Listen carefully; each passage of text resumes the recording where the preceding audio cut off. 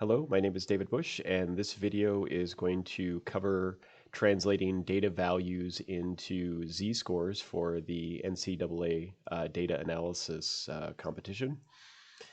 The idea here is that we have data values that follow different scales of numbers. So we have some variables that have small numbers and other variables that have large numbers. And so when we put those into an equation to select teams, we want to normalize those values in some way so that those numbers are essentially like around the same size.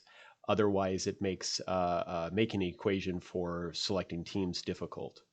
So what I will do here is we'll switch over to my computer screen. And essentially what I have here is just a blank Excel document set up. And by this point, I'm assuming you have found the variables that you're going to use. So what I'm going to do is just work on setting up this Excel document and get our z-scores put in here for this.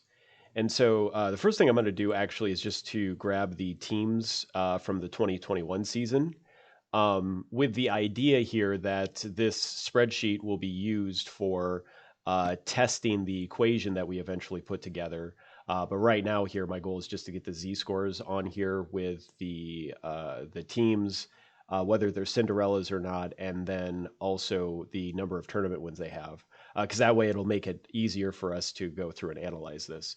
Anyway, so I got the teams on there. I'm going to bring over the Cinderella variable, and then the tournament wins variable. And then for the analysis that I'm going to do on here, I'm going to use three variables. So the first one is going to be season wins. The second variable is going to be assists. And so we'll get assists move over here. And then the third variable is going to be the ESPN strength of schedule. Now, what I would like to point out for these variables is that I've gone through and found the correlation for all three of these. And for the wins and assists, they have positive correlations. And for the ESPN strength of schedule, it actually has a negative correlation. And so those are going to have an impact later when we put together our equation, but I'm just kind of pointing that out right now. But here in this video, what we're going to do is we're going to change these data values to z-score values so that these numbers are all on the same amounts. In order to do that, I'm just going to slide a little bit over here further on the spreadsheet, and I'm going to make a column here for z of wins, and I'll just call it that. And then what I'm going to do is I'm going to set up an equation that's following the z-score equation. So we'll just do equals, and then I will set up a open parenthesis. We have our data value minus the average of that variable. So we'll go to average, and then I'm going to take the average of column D. And then I have to do close parenthesis because that's all in the numerator. And then in the denominator, we're going to have the standard deviation of the variable. So again, we'll say where the data is located. So in column D. And that's it. That's our standard deviation equation plugged in here to Excel. And so then it gives us our z-score for the wins.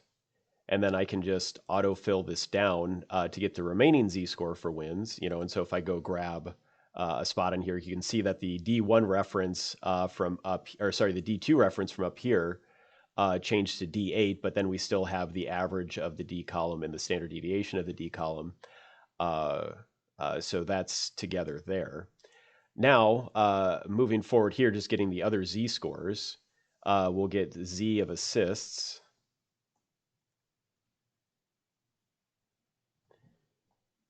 And so we'll have that. And then, oops, and I said A of assists. That's silly. Let's go change that to Z. There we go. And then we'll have something similar. But actually what I can do here is I can just drag that formula over to the right and Excel will get that filled in with on there with the correct references. Basically, like there's a little square in the bottom right hand corner where the white plus will change to a black plus, and then you can like just click and drag formulas around, and you can see that the formula now is updated to E2, so the assist data there, and then we have the average and the standard deviation of the E column. So then we'll just go and autofill that one, and then we'll do Z of strength of schedule, and I'll kind of just abbreviate that. And then again, I'll just click and drag the formula over and then autofill that down. Maybe. Oh, I guess I still have the other one clicked on. There we go. So autofill that down. And then that gives us the z-score for our 3 data values. And so with that, I will end this video. And then the next video that I put together will be actually constructing then the strength equation for choosing the 10 teams.